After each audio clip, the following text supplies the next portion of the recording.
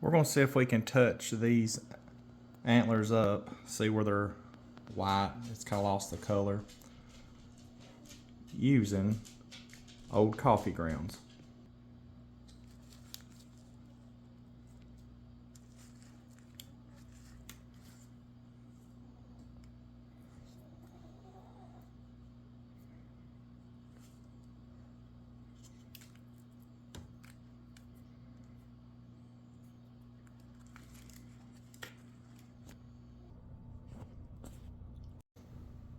Alright, as you see, I pretty much just caked it on. And we're going to leave it on there for, I guess, an hour or two and just kind of see how it does. Alright, we moved it out here to where you can see a little better. As you can see, the coffee grounds, they're pretty dry. It's been on there for a couple hours. Let's get it blown off and see how it looks. It did stain it up a little.